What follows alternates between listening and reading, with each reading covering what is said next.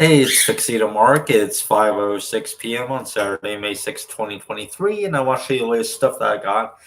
I got these yesterday, but first, so this stuff, I went to see Guardians of the Galaxy Volume 3 yesterday, and it was okay. I enjoyed it. I kind of tuned out uh, during long stretches of the movie because a lot of it's just stuff that we've seen so many times before, action sequences, stuff looking cool, um, arguing. There was a lot of arguing and infighting. So for a lot of it, my mind just wandered. But I did overall enjoy it, especially toward the end. We learned more about like Rocket Raccoon's backstory, and it looks like he's going to become the new leader of the team. But at the end, it also said Star Lord will return. So whatever. Yes, there is a mid credit scene and there is an end credit scene. I don't know if it's worth really staying for, but at the end, it does say Star Lord will return. So there's that. Hey Donald, thanks for joining me. Overall, I enjoyed the movie, but it just seemed a bit too long. It was almost 2.5 hours long. Um, Now, I didn't like the theater experience before seeing the movie because um, there was this guy, a ticket checker, that I don't think I've ever seen a ticket checker at this theater before. Certainly not the last few times I went to see a movie. He was standing at like a display or something, like right near the counter. He was waiting for each person to buy their tickets, and then he asked to see the tickets. It's like you're right there. You just watched them buy the tickets, and then you're like, "Hey, can I see your ticket, please?"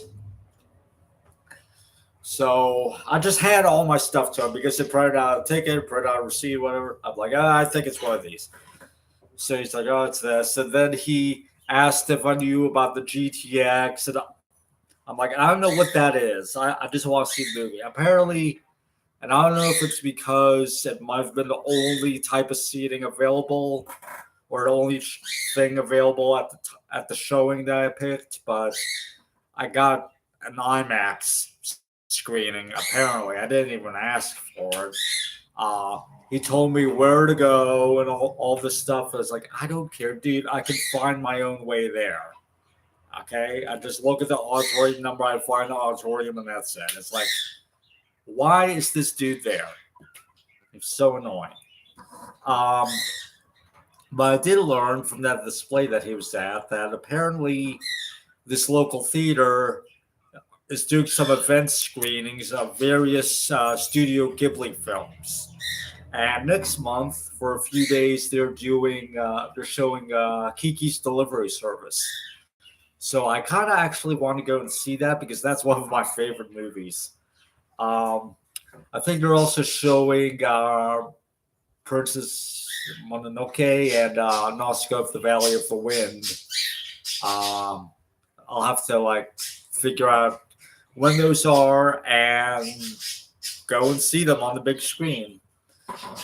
But anyway, after I saw the movie, I went to Target to look around, see what they had, and I found some Blu-rays. So I'm gonna show you what I got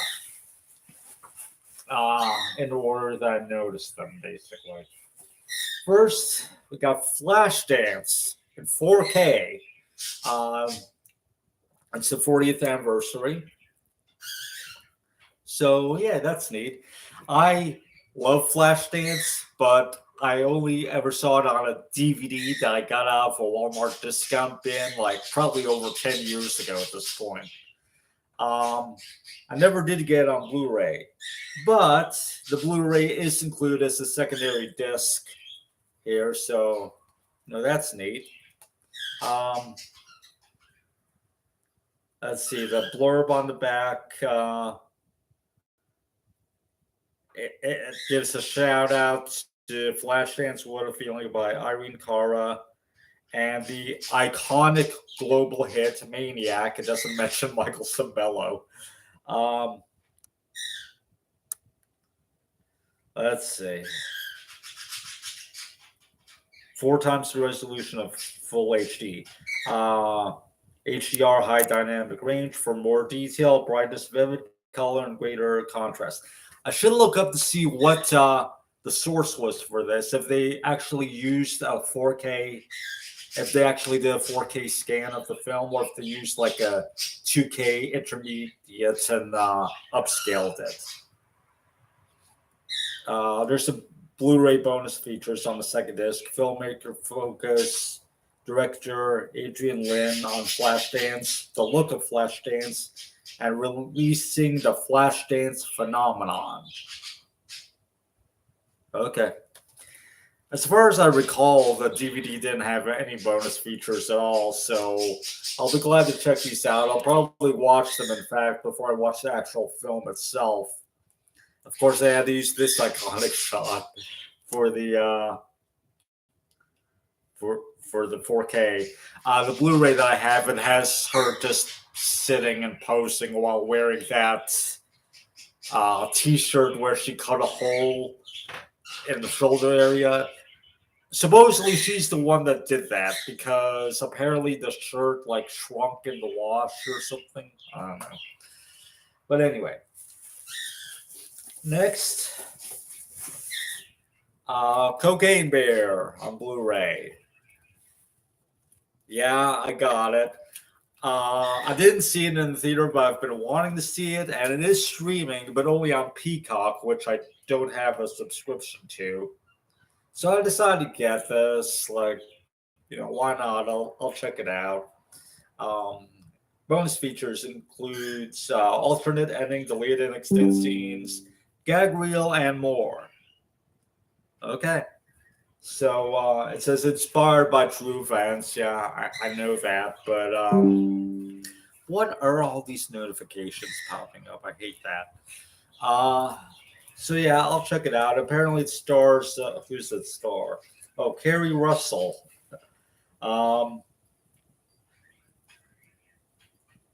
And no one else that I know. But yeah, Kerry Russell's in it.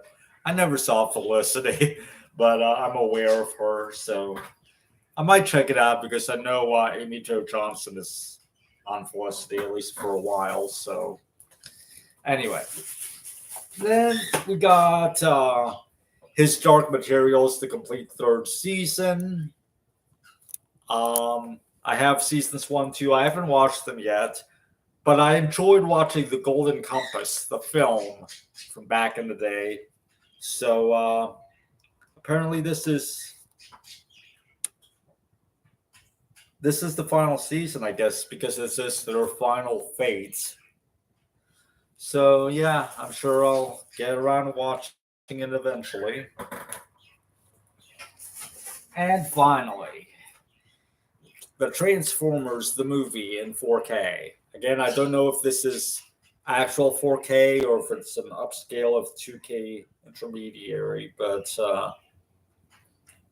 anyway, I saw this before. This is a steelbook, by the way. I saw this before, and I ended up getting the Blu-ray instead because I was upset that the 4K is only the widescreen version. For most films, that would be okay. That would be good. But I think with Transformers, the movie, it's the full screen actually shows more. Supposedly, it was cropped to widescreen in the projectors in each individual theater back in the day. Now, here's the thing, though. I do have the DVD release that has the full screen and widescreen versions. And the widescreen actually does show a bit more on the left and right. But I think overall the full screen shows more of the image. I know there was a UK release a while ago called Transformers the movie reconstructed, I think, where it opens up the whole thing and it shows like the entire image. Um, so you can see everything, including errors and stuff that wasn't meant to be seen. But that was the specific intent of that release. I haven't seen it, so I don't know. But anyway, I figured, okay, I'll just get the 4K thing. Um, Now the bonus features that doesn't say you buy them.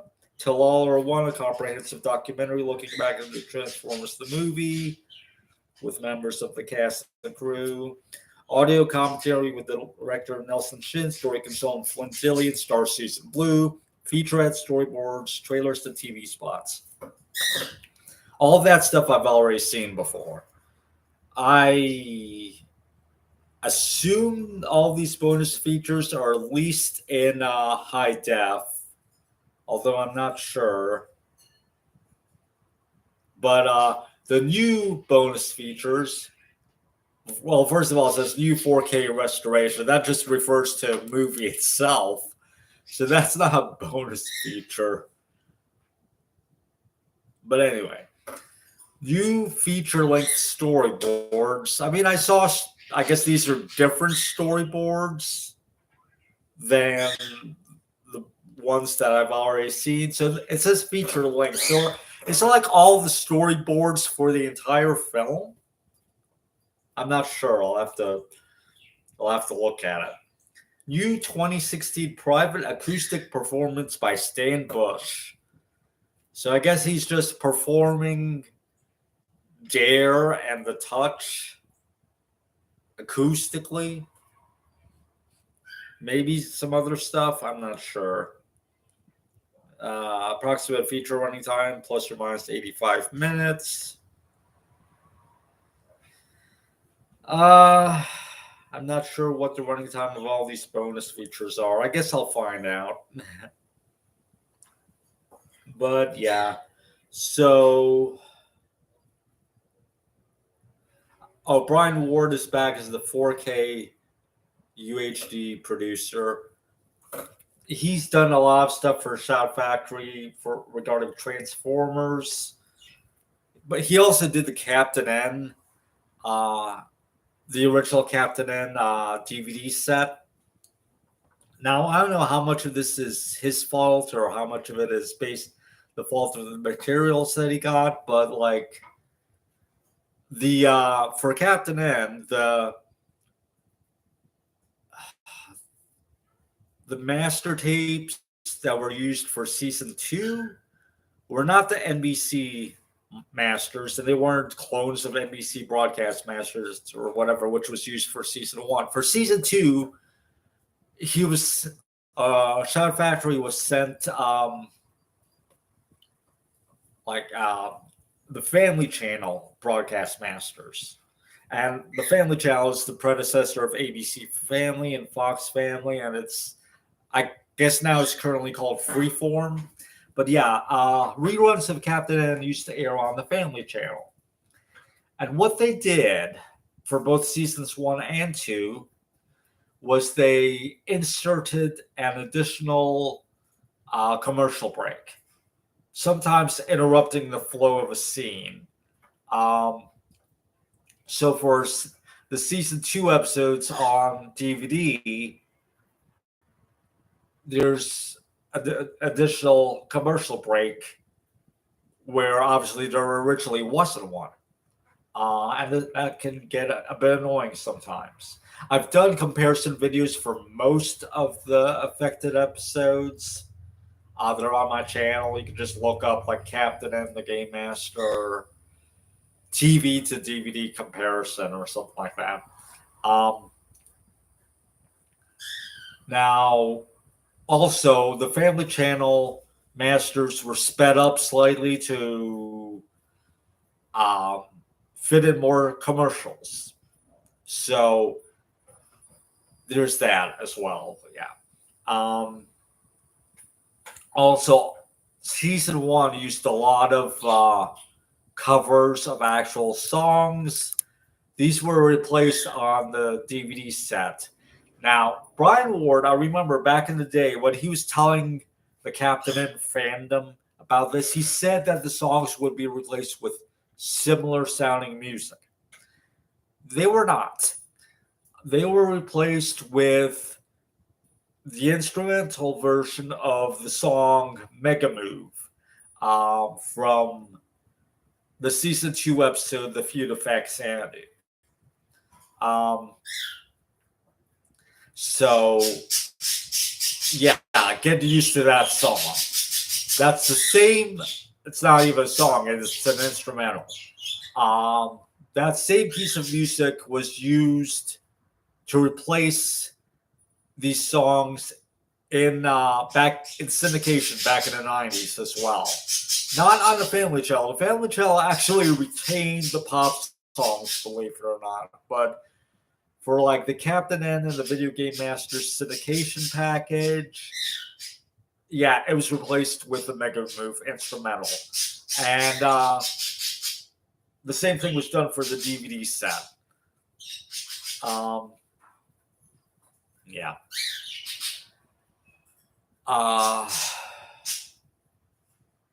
So, and with the Transformers, I think for like season 1, someone mentioned to Brian Ward that the original 3-part pilot, More Than Meets the Eye, originally aired with its own set of closing visuals that's different than the rest of season 3. And they even linked to a video of like old off the TV, off the air recordings proving this. And Brian was like, man, I wish I saw this before we finalized the sets or something like that. The Transformers TV series has had a long, convoluted history on DVD. Back when, before Shout Factory, Rhino, like Kid Rhino, released it back in the early 2000s, and they used something that they found, which was, it looked to be film copies of the entire series on film, not on videotape. So they were like, "Oh man, Transformers is going to look better than it ever has." Here's the thing, though: these were not finalized episodes; these were work prints. So by releasing it on DVD, Kid Rhino basically introduced the world to a bunch of additional errors that were never meant to be shown, because these work prints were edited and corrected on videotape before airing back in the 80s. Now, supposedly for whatever reason, when Shout Factory did its Transformers DVD release, they also had to use the work prints, because supposedly the broadcast masters were in too degraded a condition to actually use. I don't know how true that is or not, but supposedly from what I've heard, a lot of the episodes, or not all of them, but some of them at least, they did use the videotape broadcast masters, and they looked fine.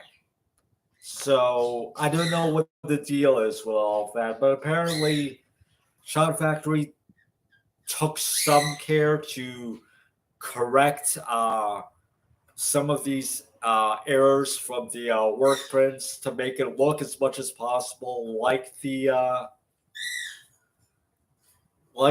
broadcast masters. It's a whole big thing. You can probably find more information on the internet regarding the mess that is the Transformers cartoons TV series releases on DVD. As far as I know, the movie doesn't suffer from any of this. Um, as far as I know. But yeah, I look forward to. I'll probably watch the full frame Blu-ray and the widescreen 4K. Um, and I'll watch these new bonus features. There's really only two new bonus features. The feature length storyboards. I don't know how much tolerance they'll have for watching that. I might like speed through it. Um, and then the private acoustic performance by Stan Bush. It's like, okay, sure. It says it's a limited edition steelbook with 4 exclusive art cards. Okay. And new bonus features. I assume the bonus features don't apply to just the steelbook, but it's an odd way of wording that.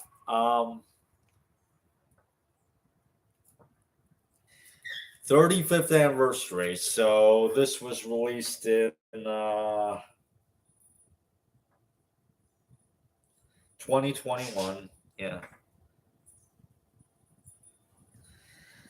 Okay, so it's got DTS HD master audio and 5.1 and stereo. So okay.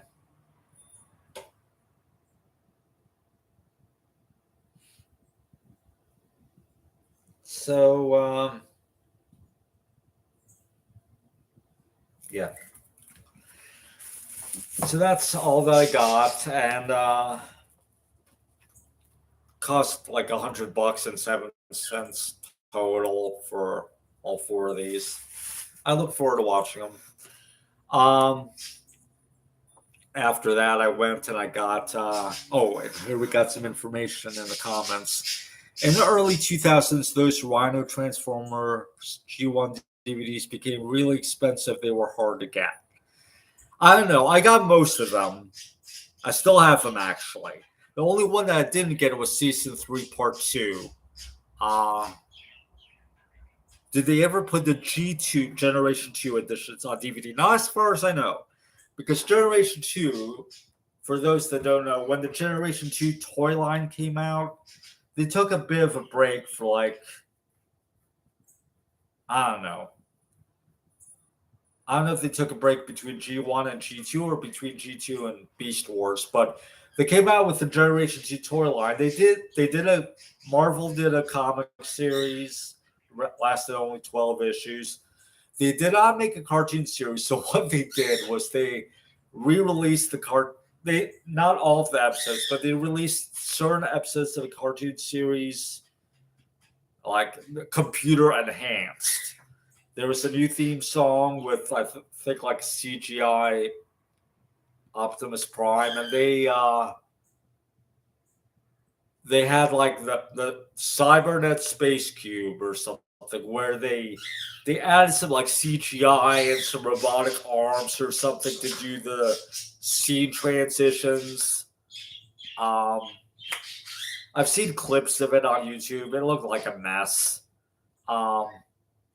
I don't know why anyone would really want that on DVD, except maybe to show like certain clips of it as examples. But really, it's just a Generation 1 cartoon with some added tech added to it. It's not worth it. What they should have added on the DVD sets was the season 5, the new footage, basically. Yes, there was a season 5, technically. It was just they filmed some live action footage of a kid named Tommy Kennedy, who supposedly lived in Autobot City and like did the news or whatever. He was like a news reporter, and he would interview Optimus Prime, who was basically like a a puppet. It was Power Master Optimus Prime. He would interview Optimus Prime, who would tell him about past adventures. So it was basically just a framing device just to show old episodes, as well as the movie broken up into like 5 parts, I think. Um, so yeah, that's all that was. The movie broken up into 4 or 5 episodes. It would have been nice to have it on DVD, I guess. Just the footage itself. Not you don't have to put the entire episodes on there, but like the new footage, that would have been nice to have. But anyway, you can watch it all on YouTube, I think. But anyway, so after I bought this stuff, I went to look for someplace to eat. I found a Jamaican restaurant, which I've never had Jamaican before, so it wasn't a restaurant. It was more like a takeout place. It's kind of weird when I showed up there. There was like nothing in there in the front area except the cash register and a counter and a little chalkboard that mentioned the specials. I ended up ordering um, the jerk chicken. They also have curry chicken and oxtail, which I might try next time. But it's weird. There was like the lighting was like I don't think the lights were actually on at all. So when I opened the door, I was kind of wondering if the place was in fact open. But it was. It's just that there's no seating. It's purely a takeout place. I had to wait a few minutes. The guy went into the kitchen, came back later with my order. I took it home and ate it, and it was good. It was. I'll get into jerk chicken in a bit, but basically there was fried rice and vegetables added as extras. The jerk chicken, honestly, it tasted like grilled chicken, like I used to have, like my mom and my dad used to grill. Um, it was fine. It was perfectly good. It's just that's not what I was expecting, really. But whatever. It was okay. Um, so that's that. Anyway, I just want to share that, and it's 5:34 p.m. and that's it. Thanks for watching.